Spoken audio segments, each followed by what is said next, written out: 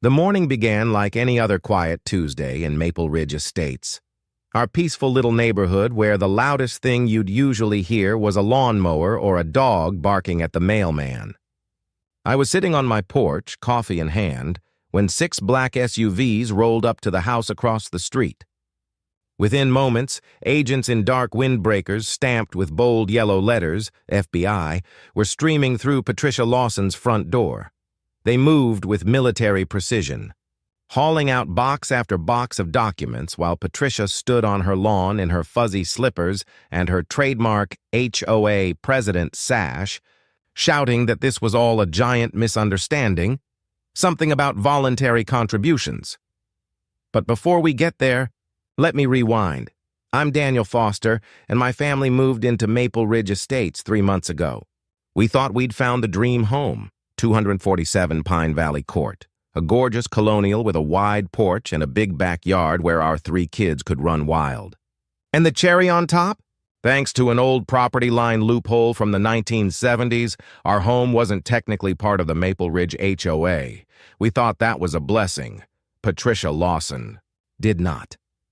The day after we moved in, she showed up on our doorstep like clockwork, clipboard in hand, smile sharp enough to cut glass. Despite the 90-degree heat, she wore a blazer with HOA President embroidered in gold thread, as if it were a badge of honor.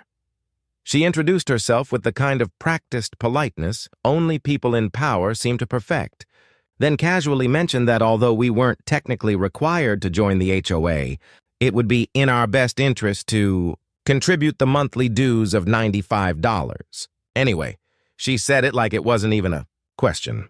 I smiled and told her politely that since our property wasn't part of the HOA, we wouldn't be paying dues. That smile of hers faltered, just slightly, before morphing into a tight grimace. She told me I was making a mistake and that everyone in Maple Ridge contributes to the community fund. Then she dropped the phrase that would become her favorite weapon. Neighborhood harmony depends on universal participation. I thanked her for her time and closed the door. That was my first mistake. Patricia Lawson didn't handle rejection well.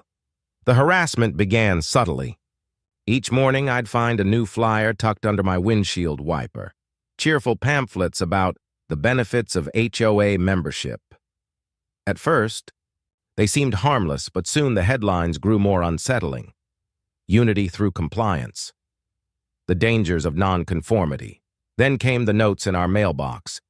Passive-aggressive reminders about maintaining community standards. Patricia started appearing at the edge of our property with a tape measure, meticulously recording the height of our grass and the exact angle of our trash bins. One morning, I caught her crouched near our flower bed, measuring the distance between our decorative roses. When I asked what she was doing, she looked me dead in the eye and said, "Optimal rose spacing is critical for property values." She wasn't joking. She even had a binder, color-coded, no less, filled with guidelines for plant placement. Guidelines she'd apparently written herself.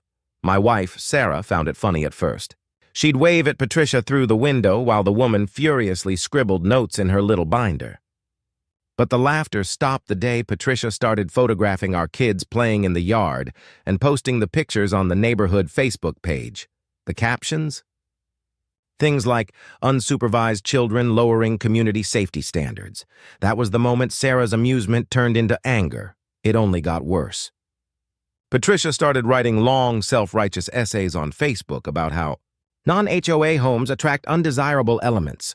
She even made charts, fake ones, claiming that property values within 500 feet of a non-HOA house dropped 30% a year. That's when I decided to try the diplomatic route.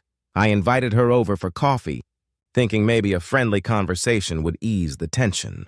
I thanked her for caring about the neighborhood, but asked her to please respect our privacy. She smiled, nodded, and told me she completely understood. Even complimented Sarah's banana bread. 2 days later, a police cruiser pulled up to our house. The officer explained they'd gotten a report about a possible fence height violation. After measuring and finding nothing wrong, he mentioned it was the 3rd complaint that week, all from the same person. The officer, a tired-looking man named Deputy Richards, sighed and told me quietly that Patricia was well known to the department. She called so often they'd made her own file. He suggested I start documenting everything. That night, Sarah decided she'd had enough. See, my wife isn't just smart, she's a forensic accountant, which means she's trained to notice when money doesn't add up. So while I focused on photographing Patricia's harassment, Sarah turned her attention to the Maple Ridge HOA's finances, and what she uncovered was interesting. The HOA collected $95 a month from 142 homes, over $13,000 monthly. But where was it all going?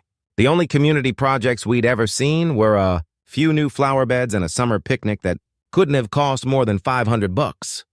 Something wasn't right. Sarah tried the formal route. Requested financial statements through the proper channels. Patricia ignored every single one. Instead, she doubled down. She started hosting HOA meetings in her backyard, conveniently positioning her speakers to face our house. Every meeting was the same, hours of speeches about the dangers of non-compliance and certain households that refused to contribute to the greater good. And that's when Sarah decided to dig deeper. Sarah's investigation uncovered something unbelievable. The Maple Ridge HOA wasn't even a real nonprofit. It had never filed for 501c3 status, wasn't registered with the state, and had zero legitimate oversight. Patricia Lawson had been collecting over $160,000 a year under the guise of community dues, without a board, without elections, and without a single ounce of transparency. Through public records requests and a bit of clever digging, Sarah traced Patricia's spending. And what she found could have been ripped straight from a crime show. There were purchases for a luxury hot tub, multiple vacations to Cabo San Lucas, and, bizarrely, an entire collection of ceramic unicorns Patricia had logged as neighborhood beautification projects. But the kicker? A $40,000 kitchen renovation listed under HOA headquarters improvements. Sarah meticulously compiled her findings into a detailed report, cross-referencing each suspicious purchase with the HOA meeting minutes Patricia had filed with the county. The problem? Those meetings never happened. Not one. Sarah went door to door, interviewing neighbors who all said the same thing. They'd never attended a single quarterly meeting. Most didn't even know one was supposedly held. When our report was complete, Sarah submitted it to the IRS, the state attorney general, and, just to be safe, the FBI's white-collar crime division. Then, we waited. Meanwhile, Patricia was spiraling. She launched an all-out campaign to make our lives miserable. She called the police, claiming we were running an illegal daycare because neighborhood kids played in our yard. She reported our golden retriever Max to animal control, calling him a public menace. She even filed a complaint with the health department, accusing us of improper garbage storage. The false reports only grew more ridiculous. When I took family photos in our backyard, she claimed we were operating a commercial photography business. When we hosted a birthday party for our 8-year-old, she called it a suspicious gathering. She even called the fire marshal to report unsafe grill usage. Every agency found nothing wrong, and a few officials quietly admitted they were getting tired of her antics. Deputy Richards told me the department had started keeping records of her false reports. They were even considering charging her with misuse of emergency services. Then came Patricia's fatal mistake. She sent out a letter to every resident announcing that, due to new state regulations, HOA dues were being increased to $150 a month, effective immediately. The letter threatened legal action, even property liens, against anyone who failed to pay. The letterhead looked official, complete with a fake state registration number and bolded phrases like, "Failure to comply may result in wage garnishment." That letter hit hard. Many residents were elderly or on fixed incomes. A young family down the street had just gone through a medical emergency, and Patricia's threats terrified them. But when they showed up at the next HOA meeting to protest, Patricia didn't back down. She told them, coldly, that financial hardship isn't my problem, and that maintaining property values requires sacrifice.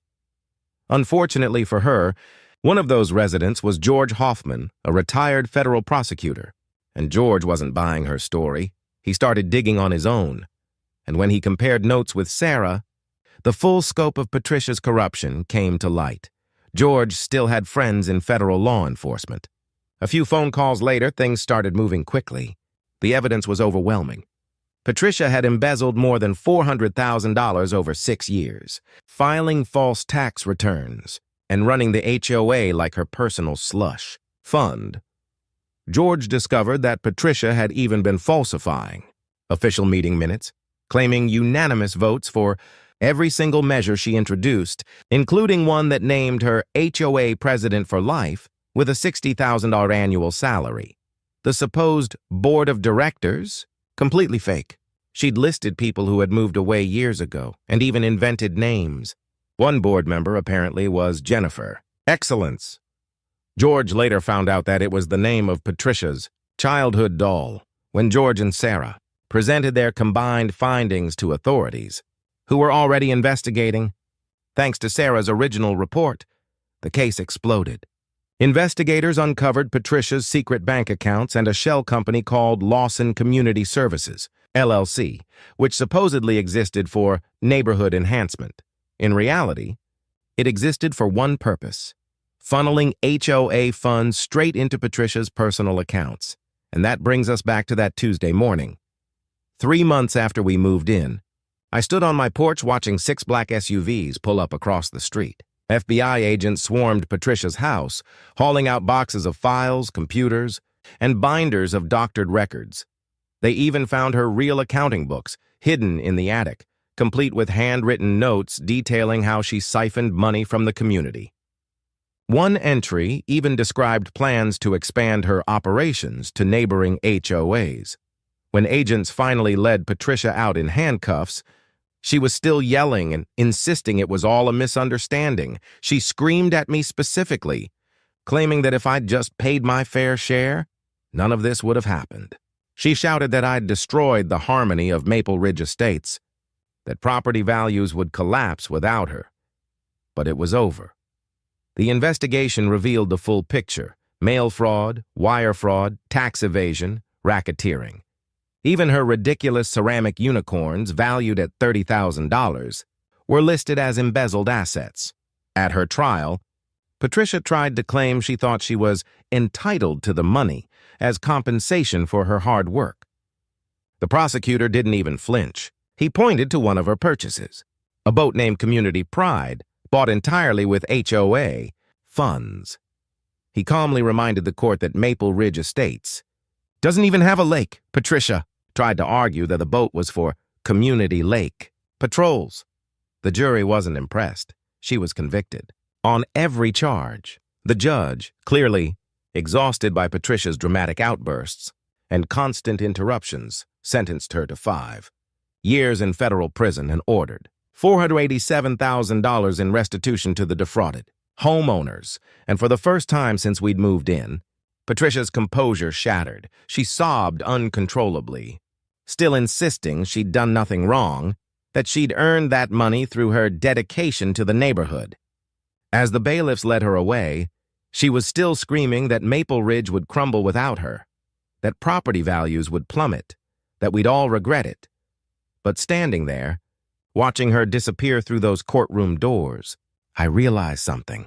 For the first time in months, the neighborhood was actually quiet, truly quiet. And that silence, it was the sound of freedom.